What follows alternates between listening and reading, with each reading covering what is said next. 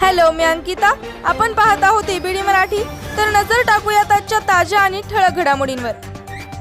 केंद्रीय मंत्री निशित प्रामाणिक यांच्या घराबाहेर बॉम्ब सापडला आहे. पोलिसांनी हा बॉम्ब निकामी केला. याशिवाय बंगालमध्ये दगडफेक झाली. या हिंसाचारात भाजप नेते जखमी झाल्याची प्राथमिक माहिती मिळाली आहे. सध्या परिसरात तणावाचं वातावरण आहे. या भागात पोलिसांचा बंदोबस्त वाढवण्यात आला आहे.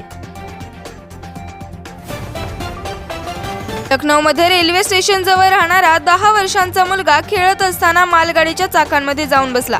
त्यानंतर मालगाडी सुरू झाली, ज्यामुळे मुलाला खाली उतरता आले नाही.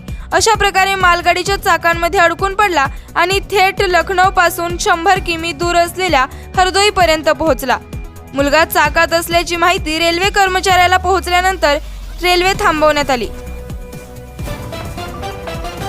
आयक्यू कंपनी आपल्या ग्राहकांसाठी Z9 5G हा स्मार्टफोन लॉन्च करत आहे. हा स्मार्टफोन 24,999 रुपयांऐवजी फक्त 17,999 रुपयांपर्यंत मिळणार आहे. उत्तर प्रदेशातील अमरोहा जिल्ह्यात 11वीच्या विद्यार्थ्याला मोबाईल फोनवर व्हिडिओ पाहत असताना हृदयविकाराचा झटका आला. कुटुंबियांनी त्याला रुग्णालयात दाखल केले. डॉक्टरांनी त्याला मृत घोषित केले. विद्यार्थ्याच्या मृत्यूनंतर कुटुंबियांमध्ये खळबळ उडाली आहे.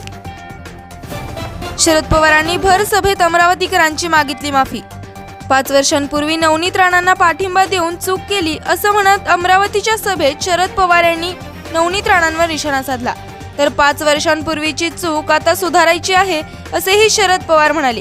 माझ्याकडून एक चूक झाली. 5 वर्षांपूर्वी ज्यांना पाठिंबा दिला, खासदार केलं, ती चूक पुन्हा कधी होणार नाही. ज्याचं सार्वजनिक आणि व्यक्तिगत जीवन स्वच्छ आहे अशा बळवंत वानखेडे यांना विजयी करा हे सांगण्यासाठी मी इथे आलो आहे, असे शरद पवार म्हणाले. असेच नवीन अपडेट पाहण्यासाठी आपल्या एबीडी मराठी चॅनलला सबस्क्राईब करा आणि बेल आयकॉन प्रेस करा.